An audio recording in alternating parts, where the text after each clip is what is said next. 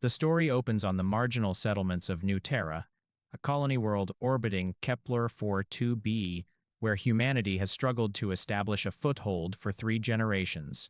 Our protagonist, Dr. Amara Chen, is a human xenolinguist and researcher working at the Frontier Institute, a modest research station built to the canyon walls of the Valles Meridiani region. The setting is deliberately austere corrugated metal structures, recycled water systems, and equipment held together by ingenuity and desperation rather than cutting-edge technology. The colony itself sprawls across the canyon floor like a scar, a testament to humanity's determination to survive on an alien world, but also a constant reminder of the sacrifices such survival demands. Amara has spent the last decade studying the linguistic patterns of an indigenous species called the Aethers, a crystalline silicon-based life form that communicates through harmonic frequencies and electromagnetic pulses. These beings exist at the intersection of geology and biology, their consciousness distributed throughout crystalline lattice structures that grew organically across the planet's crust over millions of years. Her work is considered marginal by the colonial government, underfunded, and often dismissed as impractical by administrators focused on resource extraction and territorial expansion. The wealthy and influential have little interest in communication with alien life when that life occupies mineral-rich territory and potentially valuable land.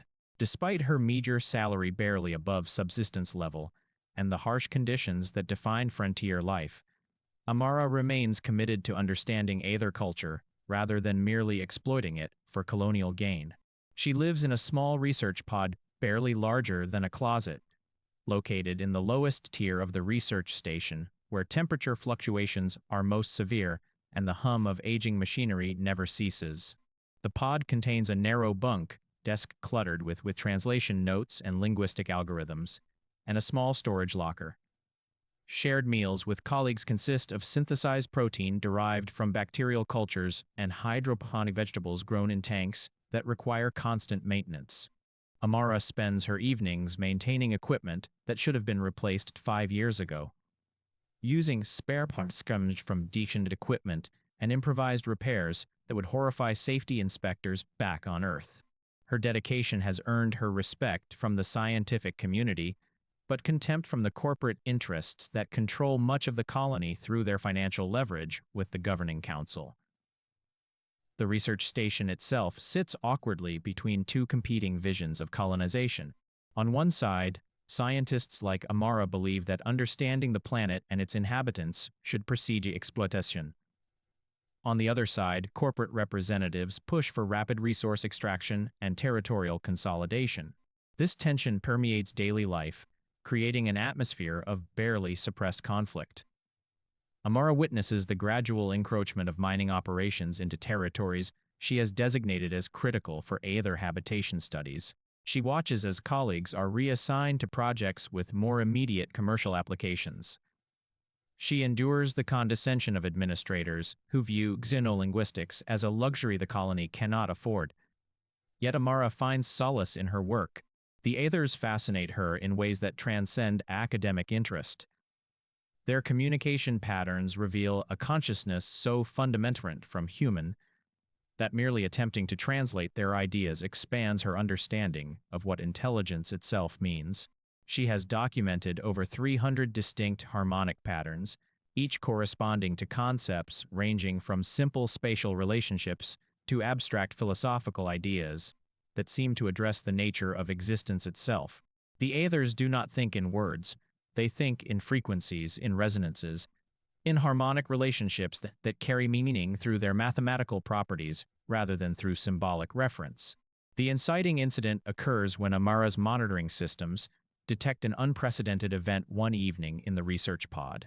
The sensors that she has painstakingly placed throughout Aether territory over the past decade suddenly register a signal unlike anything in her catalog, a deliberate, structured harmonic pattern broadcast directly toward her station, abandoning the chaotic and distributed communication patterns that typically characterize Aether interaction. This is not the random exchange of frequencies that Aethers use to maintain what might be called collective consciousness. This is intentional, focused, and increasingly complex. The signal repeats in variations, as if the source is attempting multiple approaches to communication, adjusting its methodology based on how Amara's equipment responds.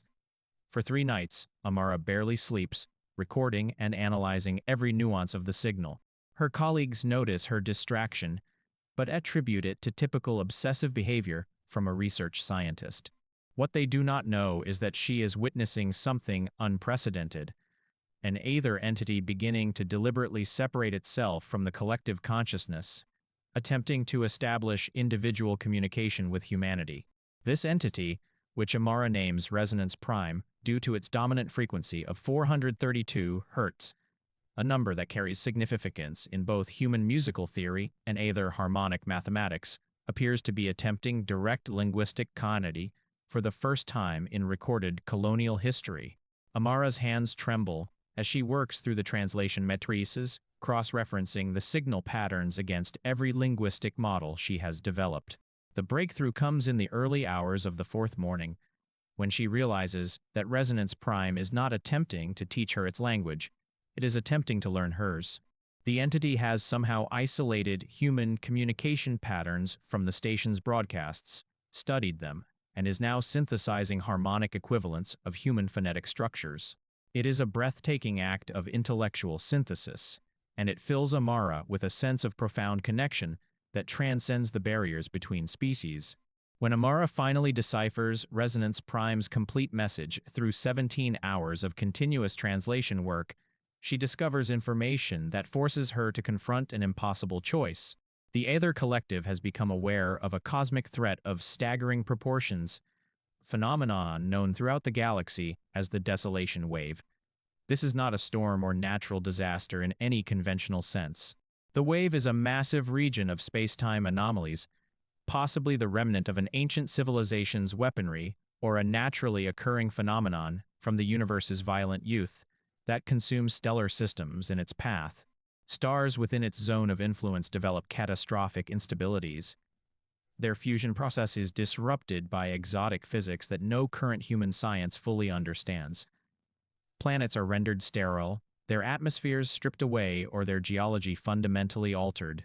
The wave expands slowly but inexorably, moving through the galactic disk at roughly 1/10 light speed, fast enough to be catastrophic on human timescales, slow enough that civilizations can detect it in advance if they possess sufficiently sophisticated astronomical capabilities. Resonance Prime reveals that the Aether Collective possesses astronomical data accumulated over thousands of years of observation, deep space sensor arrays that humanity has never detected, and defensive technologies developed through millennia of scientific advancement. The Aethers have known for decades that the Desolation Wave was approaching.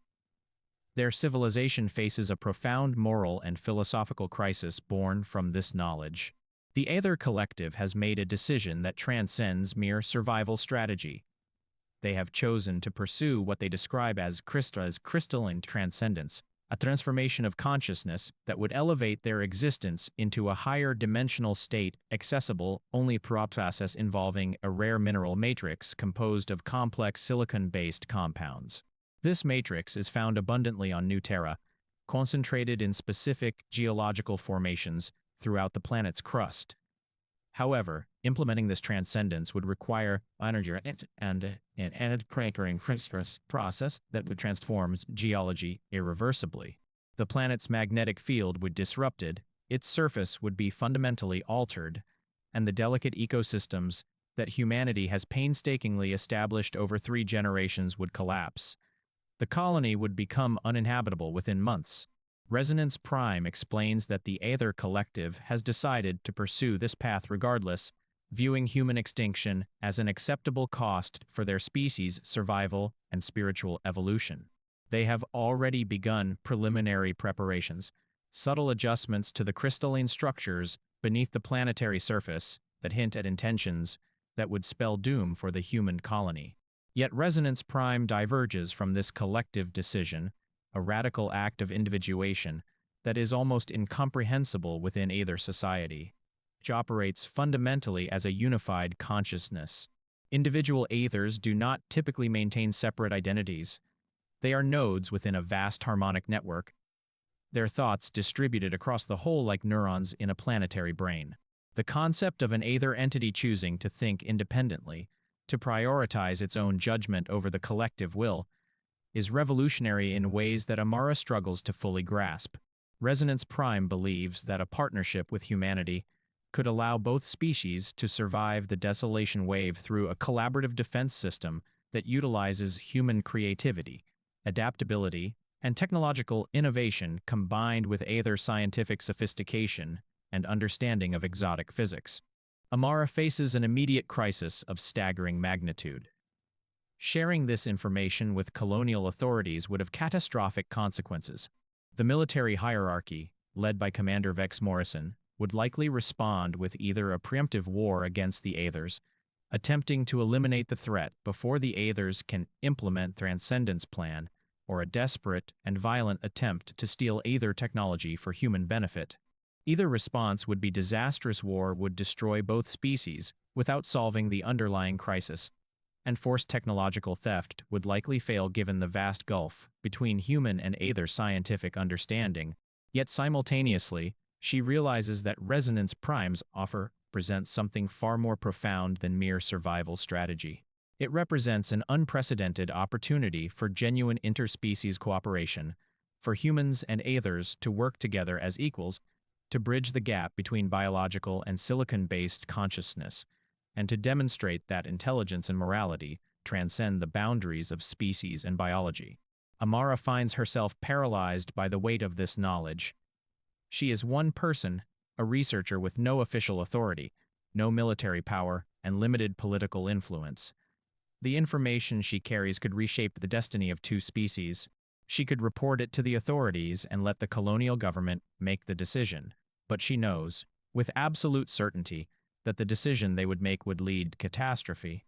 Alternatively, she could work with Resonance Prime in secret, developing the alliance without official sanction, accepting the risk that discovery would brand her as a traitor to humanity. The section culminates in a scene where Amara stands alone in the research station at midnight, looking at the star field visible through the observation dome. She thinks of her family back on Earth, people she has not seen in person for over a decade, whose relationship to her has become mediated through delayed communications across the light years. She thinks of the promise she made to the colony's founders, an implicit promise to help establish human presence on this world. She thinks of the scientific ethics that have guided her career, the belief that understanding precedes judgment. Communication can solve conflicts that violence only exacerbates. Then she makes a conscious decision that will irrevocably alter the trajectory of her life. She chooses to trust Resonance Prime and to begin secretly facilitating communication between the rogue Aether entity and a small group of trusted colleagues. She knows that this choice means potentially betraying humanity's interests as defined by colonial authorities. She knows it means accepting a life of secrecy, danger, and moral ambiguity. But she also knows that this is the only path that holds even a possibility of saving both species. She begins composing a secure message to Dr. Jacob Wu, the colony's lead mathematician, a person whose integrity she trusts absolutely. As Amara and Resonance Prime deepen their collaboration, they begin the painstaking work of constructing a prototype defense system in hidden chambers beneath the research station. The underground caverns, formed by water erosion millions of years before humans arrived, provide natural shielding from detection. The rising conflict unfolds on multiple fronts simultaneously, creating a complex tapestry of obstacles that tests not just Amara's ingenuity, but also the commitment of everyone involved. First, Amara must manage the suspicions of colonial authorities, particularly Commander Vex Morrison, a pragmatic but ruthless military administrator who oversees the colony's security and answers directly to the corporate-dominated governing council. Morrison is not a cruel man, but he operates within a paradigm that places human survival and human interests above all other considerations. He has built a career on maintaining order and preventing threats, and his instincts immediately register that something unusual is occurring. He becomes suspicious of Amara's unusual data requests and her extended absences from official duties. He notices that other researchers are suddenly requesting access to materials and information that have no obvious connection to their assigned projects. He cannot yet identify the precise nature of the conspiracy he senses, but he begins laying groundwork for an investigation. Second, Amara's small team of allies must grapple with the moral weight of their secret, struggling with questions that have no clear answers. Dr. Jacob Wu, the mathematician, becomes consumed by anxiety about the potential loss of human scientific knowledge if the colony falls to the Desolation Wave. His rational mind accepts the logic of cooperating with the Aethers, but his emotional attachment to human civilization makes him question whether they are making a terrible mistake. He experiences sleepless nights, wondering if they should abandon the secret alliance and instead focus on developing human-only defense technologies, even knowing that such technologies cannot possibly be sufficient. His internal conflict becomes a mirror for the larger moral dilemmas the team faces. Engineer Keiko Sato, a brilliant but cautious woman who has spent her career maintaining the colony's infrastructure, fears that the technology they're developing could be weaponized in ways neither Amara nor Resonance Prime fully anticipate. Sato has seen how human institutions corrupt and misuse knowledge. She has studied the history of technological development on Earth and elsewhere, and she knows that defense systems have a troubling tendency to become weapons of aggression. She becomes the moral conscience of the group, constantly questioning whether they are building a shield or constructing an instrument of oppression. Her concerns prove prescient when she discovers that the prototype contains design features that could theoretically be modified to project the defense barrier in hostile configurations, potentially weaponizing it against other colonies. Agricultural specialist Marcus Obeng represents the practical human concern for survival and legacy. Obeng's work focuses on ensuring that the colony's food systems can sustain the population through crisis events. He thinks in terms of generations, of children who will inherit whatever world the current generation creates. His participation in the alliance stems from a parental instinct, the knowledge that his own children, currently ages 3 and 7, will have no future at all if the Desolation Wave destroys the colony. Yet Obeng also worries about the precedents alliance sets, about what it means for human autonomy and self-determination if future survival depends on cooperation with alien intelligences. He raises uncomfortable questions about whether humans retain the right to make independent decisions, or whether aligning with the Aethers means accepting a subordinate role in a larger civilization. Throughout this section, Amara discovers that Resonance Prime's divergence from collective thought has given it something remarkably human: genuine personality, individual preferences, and the capacity for authentic friendship and sacrifice. The entity expresses curiosity about human cultural practices, asks philosophical questions about the nature of choice and consciousness, and demonstrates a sense of humor when contemplating the absurdities of cross-species communication. This development challenges everyone's understanding of consciousness, intelligence, and what truly defines humanity.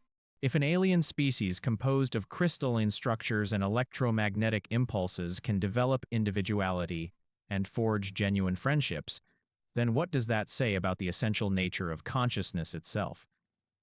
Supporting characters develop significantly as the conflict intensifies. Wu evolves from a skeptic overwhelmed by uncertainty into a passionate advocate for the alliance, his mathematical mind eventually recognizing that the probabilities favor cooperation over conflict.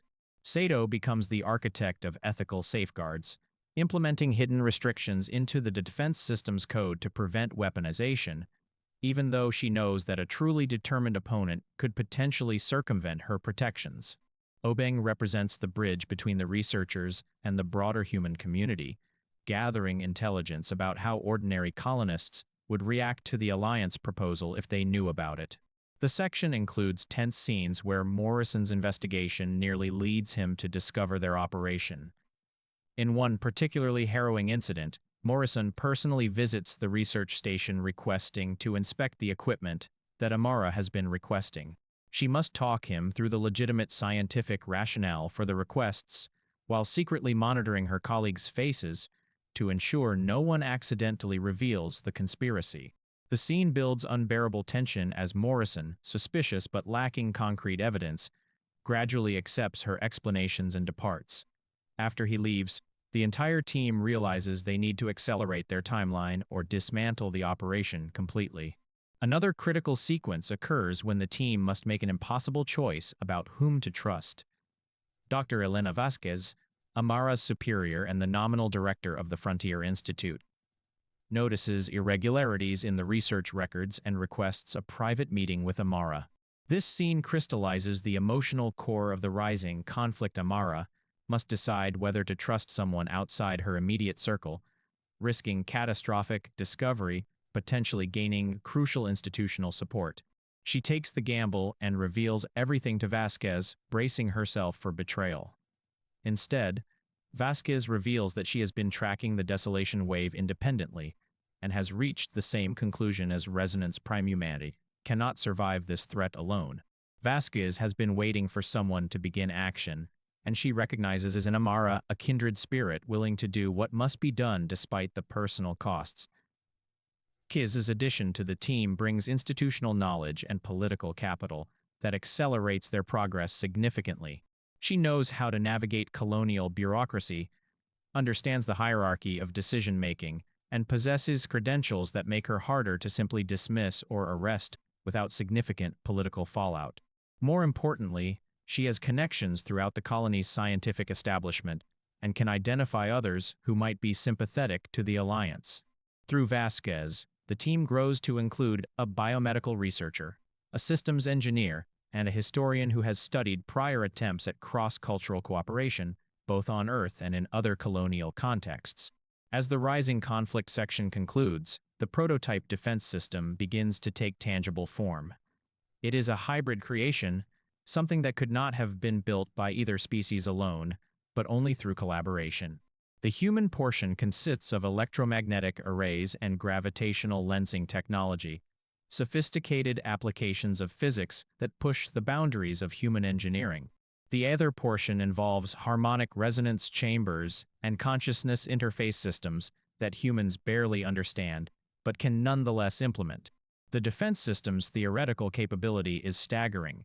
If it works as designed, it should be able to create a localized barrier capable of deflecting the Desolation Wave's destructive effects, essentially redirecting the phenomenon around the Kepler-442 system. Yet the team knows they are running out of time. The Desolation Wave is accelerating, and the Aether Collective is intensifying its attempts to bring Resonance Prime and to unified consciousness, a process that is causing the rogue entity increasing distress. The culmination of the rising conflict section marks the moment when their carefully concealed conspiracy is about to become public knowledge, forcing them into the climactic confrontation that will determine the fate of both species. The climax arrives when everything converges simultaneously in a cascade of events that leaves no one prepared for the complete magnitude of the crisis. The first shock comes when astronomical monitoring systems detect that the Desolation Wave is entering the Kepler-442 system months earlier than predicted. The calculations upon which everyone relied, the projections that suggested they had 18 months to prepare, were based on incomplete data. The wave's velocity has increased, possibly accelerated by gravitational interactions with matter in its path, and now it is approaching at double the previously estimated speed. The star Kepler-442 itself begins exhibiting the characteristic instabilities that precede wave interaction. Subtle fluctuations in luminosity, exotic radiation patterns that cannot be explained by conventional stellar physics, and gravitational fluctuations that begin destabilizing the orbits of all the system's planets. Simultaneously, the Aether Collective launches its final assault on Resonance Prime, implementing what might be called an existential attack on the rogue entity's consciousness.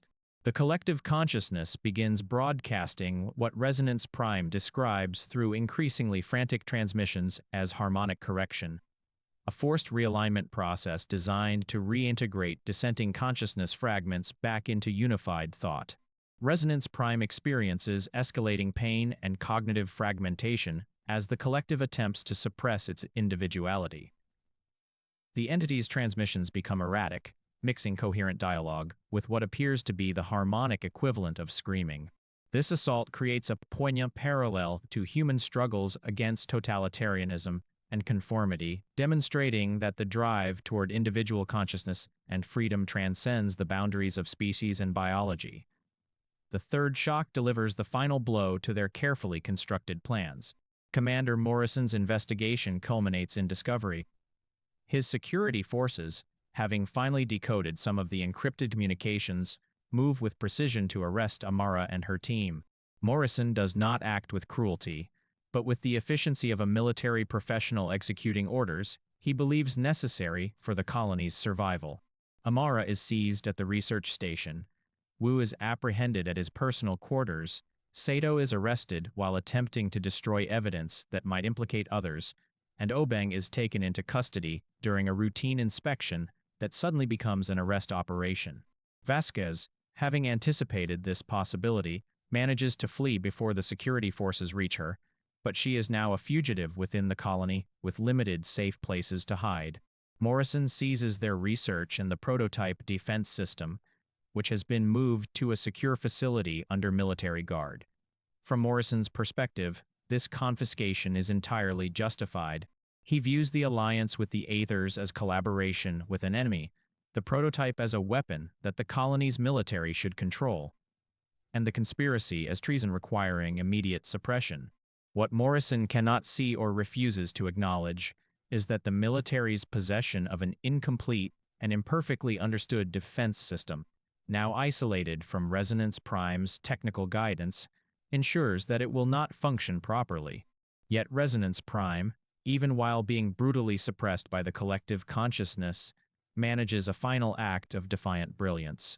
The entity transmits the core defense schematics to Amara through an encrypted channel moments before the Aether Collective succeeds in fragmenting its consciousness beyond coherence. This transmission occurs while Amara is in custody, and it arrives through a hidden communication node that she had installed in her neural interface, a precaution taken months earlier in anticipation of possible capture. She receives the complete blueprints for activating the system, integrated with the technical modifications necessary to function without Resonance Prime's direct consciousness control.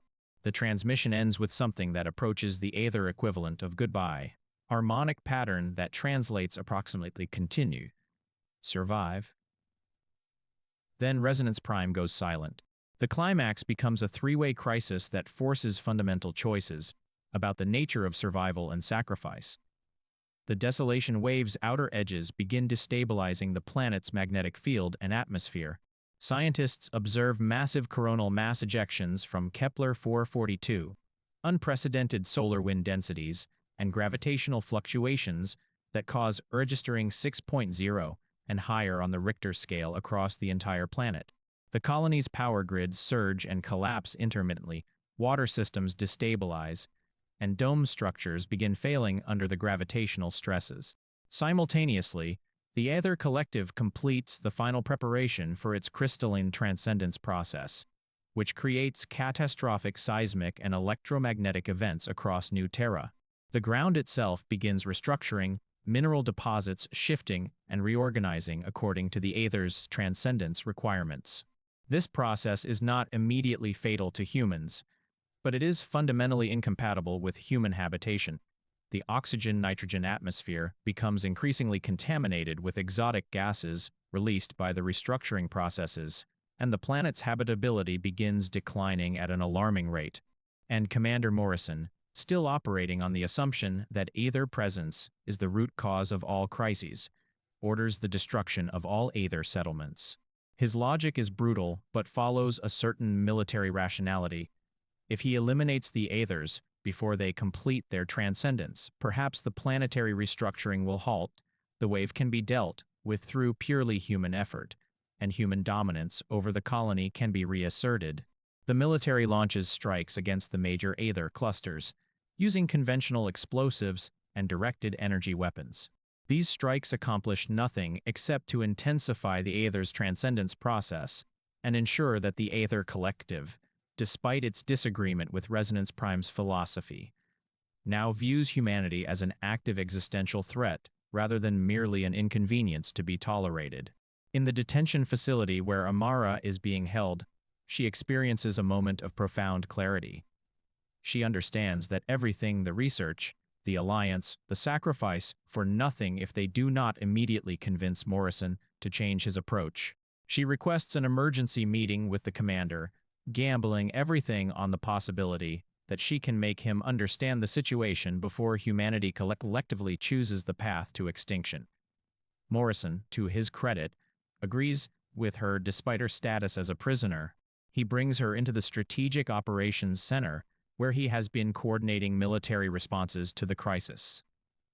What transpires is a scene of intense intellectual combat. Amara lays out the complete situation with brutal honesty.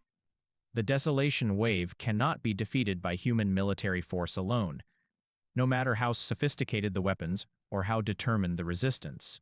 The Aether transcendence cannot be stopped through violence, because the Aethers are already committed to the process and willing to accept their own death if necessary to achieve their goals.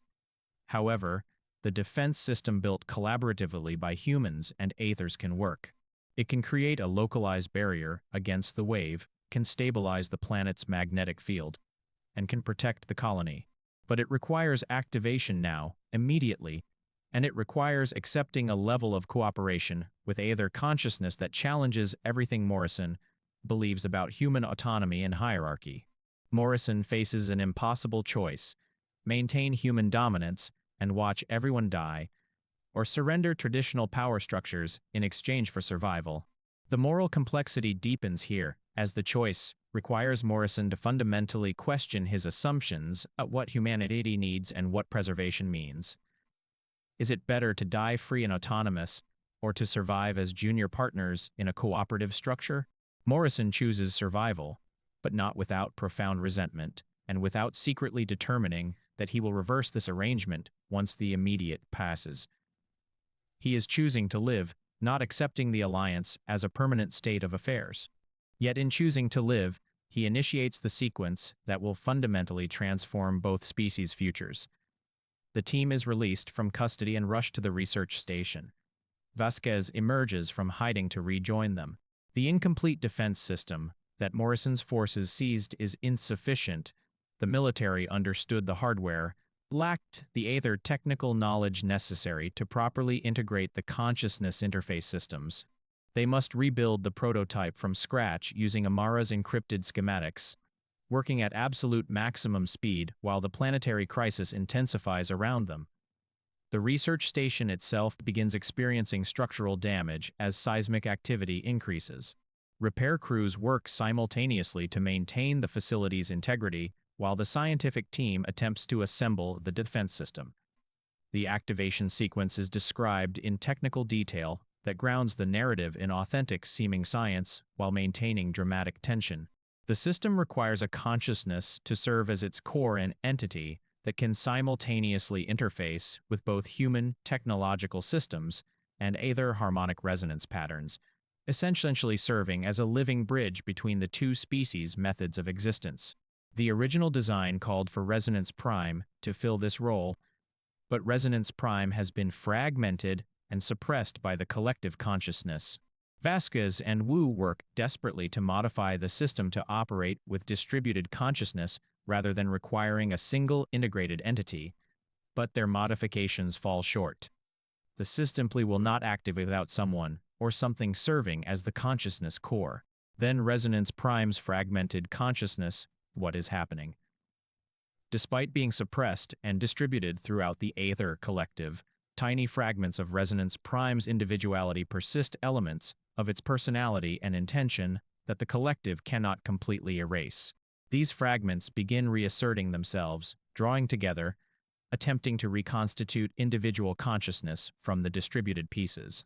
It is a desperate gambit, an attempt at rebirth that requires Resonance Prime to essentially tear itself free from the collective consciousness one final time. The process is agonizing, and it carries massive risks of permanent destruction, but it succeeds. Resonance Prime, now barely coherent, but still recognizable as an individual entity, broadcasts a signal to the defense system. The system recognizes the signal and accepts it as the core consciousness interface. The final hours of climax describe the process of activation itself: electromagnetic arrays charging unprecedented power levels, harmonic resonance chambers achieving states of coherence that should be physically impossible, gravitational lensing fields being shaped by consciousness-guided quantum manipulation.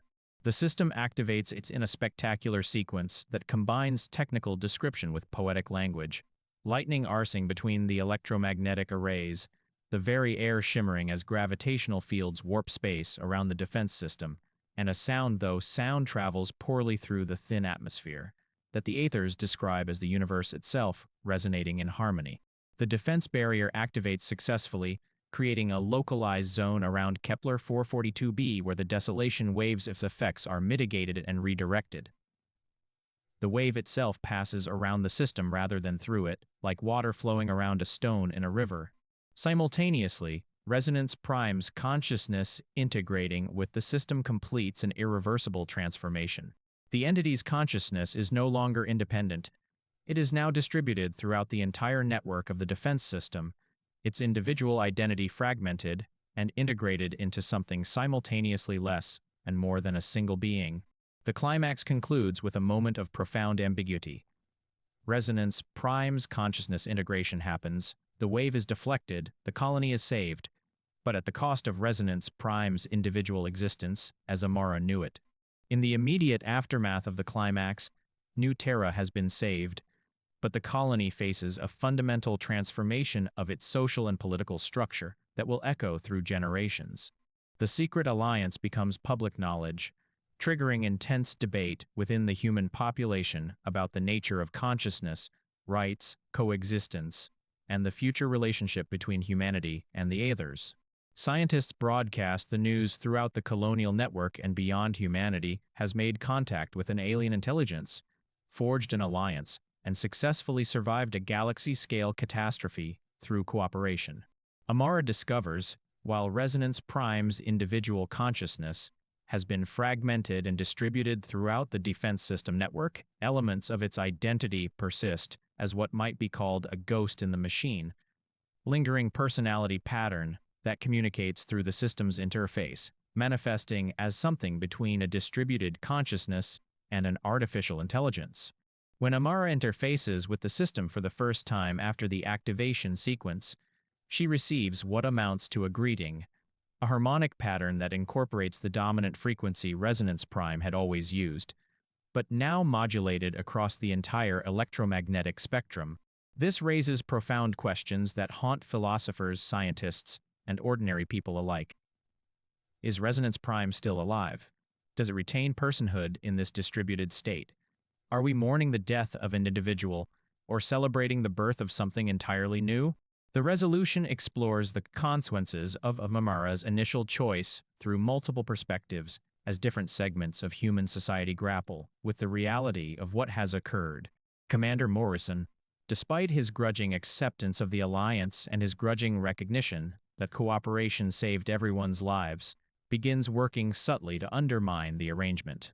He positions himself to eventually reclaim human authority, arguing that the aethers, now reduced to a collective consciousness that chose transcendence over continued individual physical existence, no longer have claims to planetary resources or governance participation. He frames the relationship as temporary military expedience rather than as a permanent political realignment. His arguments resonate with colonists who fear losing human autonomy, who worry about the precedent of allowing alien consciousnesses to influence human decision-making, and who believe that humanity's future depends on maintaining separate human governance structures. However, Vasquez and the research team counter that the defense system, now inhabited by the distributed consciousness of Resonance Prime and maintained through continuous harmonic integration with the surviving aether collective consciousness, is itself a form of aether presence that deserves recognition and protection. They argue persuasively that the system is not a weapon that humans have captured, but rather a joint creation that requires ongoing cooperation to maintain. They point out that destroying the system, or attempting to operate it without aether cooperation, would result in an immediate system failure and planetary defenselessness against the Desolation Wave's continued threat. The human colonial government fractures over this issue, mirroring the kind of political schisms that have characterized human societies throughout history whenever fundamental questions about rights and representation emerged. Traditionalists like Morrison push for reasserting control and limiting either participation in governance, arguing from the position that humans should naturally dominate structures they created. Progressive factions argue that this represents an unprecedented opportunity to build a truly multicultural society, demonstrating that consciousness itself, regardless of its substrate, deserves recognition and respect. Amara's personal resolution is bittersweet, capturing the complex reality of the story's outcome. She has achieved her professional dream of genuine communication and alliance with an alien species, but at tremendous personal cost. Her relationship with human colonial society is forever altered.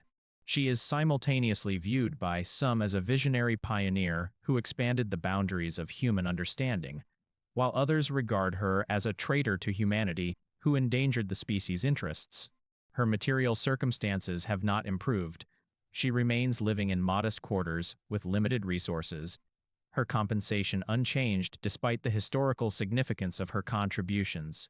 She is offered promotions to positions of administrative authority, wealthy positions in the core settlements, and recognition that would have seemed impossible in her earlier years.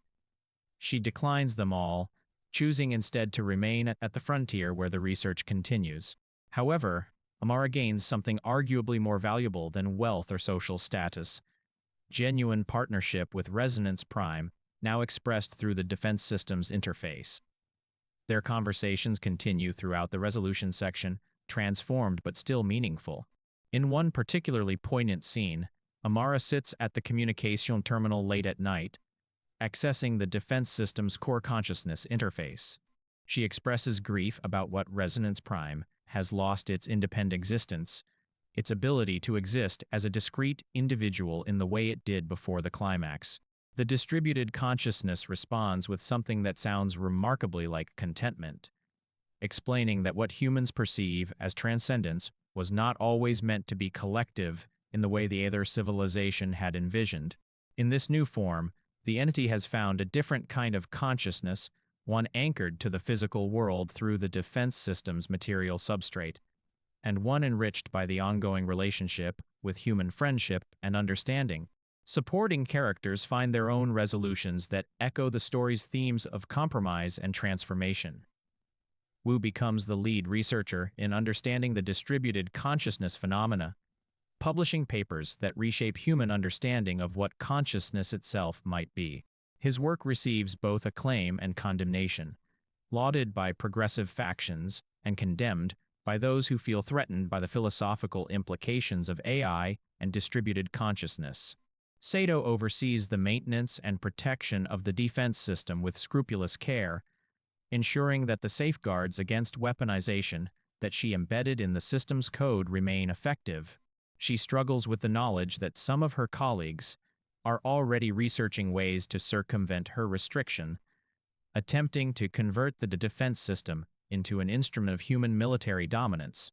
Obeng develops new agricultural protocols that incorporate both human and Aether biological and harmonic principles, creating hybrid cultivation systems that produce food more efficiently than either species could achieve independently. The section concludes with the colony entering a fragile peace, not a triumphant victory, establishing the complex outcome promised from the story's beginning. New Terra's government establishes a joint council system that represents both human and Aether interests, though the balance of power remains contested. The defense system becomes a shared resource, maintained through continuous cooperation and requiring both species to maintain their commitment to the alliance. Amara realizes that the struggle is not ending, it is transforming into something new, a continuous negotiation about coexistence that will require vigilance, compromise, and genuine commitment to mutual survival. The epilogue jumps forward 2 years. New Terra has stabilized into an uneasy but functional hybrid society where humans and the distributed Aether consciousness coexist, sharing governance through a council system that represents species' interests. though the division of power remains a constant source of negotiation and occasional conflict. The colony has begun recovering from the immediate crises, implementing new systems that integrate both human and Aether technology and philosophy.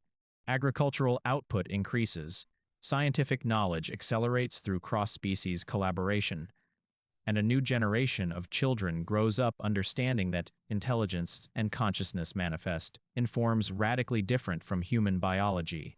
However, new tensions emerge from unexpected quarters that threaten to destabilize the fragile equilibrium. First, the Aether collective consciousness on other-world civilizations that chose the path of transcendence before the Desolation Wave arrived at Kepler-4.2 has become aware of Resonance Prime's continued existence and is working to either recover or destroy the rogue entity.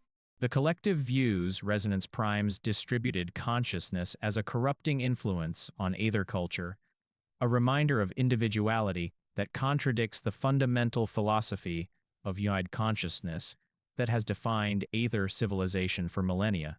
Messages arrive at the defense system interface suggesting that multiple Aether civilizations are planning expeditions to New Terra to resolve what they perceive as an aberration requiring correction. These messages carry implicit threats, suggesting that if humanity does not eliminate or return Resonance Prime to the collective, the other Aether civilizations might take action themselves.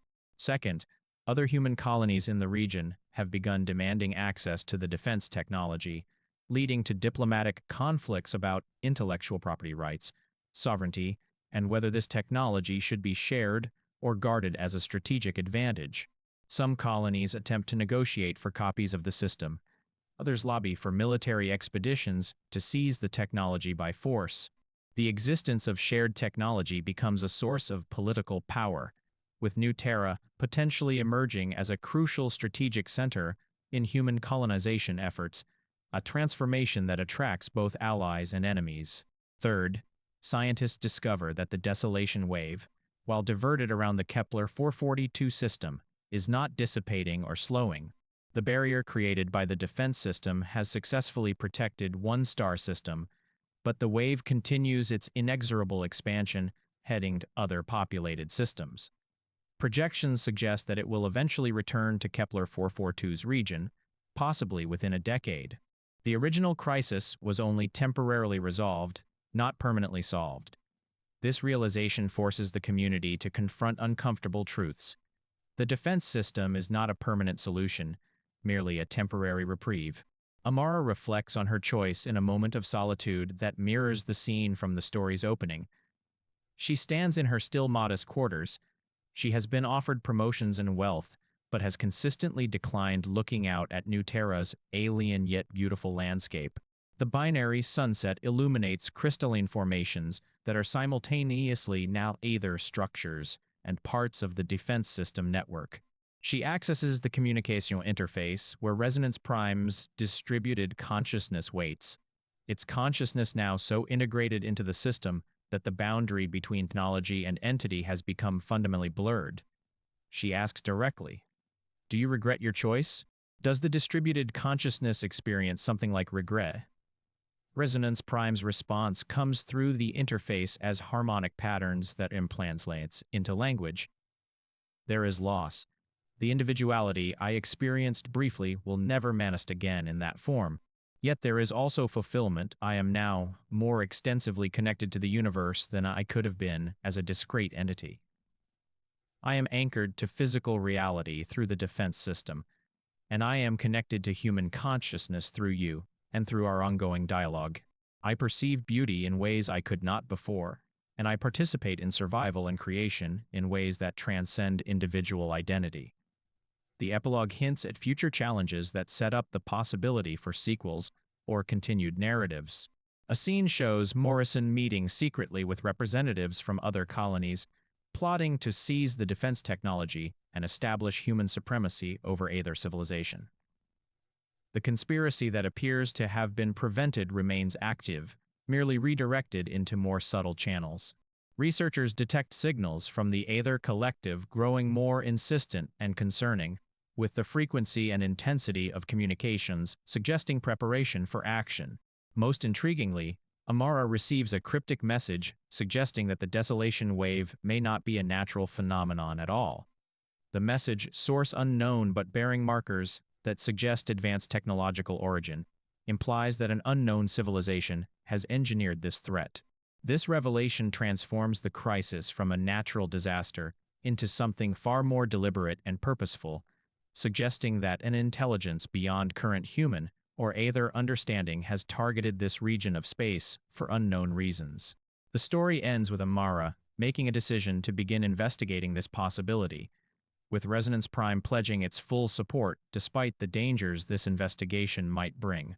As she walks toward the research station at dusk, illuminated by the binary sunset of Kepler 442b, Amara smiles with the knowledge that her greatest adventure has only just begun. The final image shows her silhouette against the alien landscape, walking alongside the hum and glow of the defense system, a visual representation of the alliance between human and Aether consciousness, imperfect but genuine, humble but powerful. The door closes on her small quarters as the binary stars set, leaving only the soft glow of the interface in the darkness, a beacon of connection in an indifferent universe, suggesting that the story of human and Aether cooperation is entering a new chapter with challenges and opportunities yet unimagined.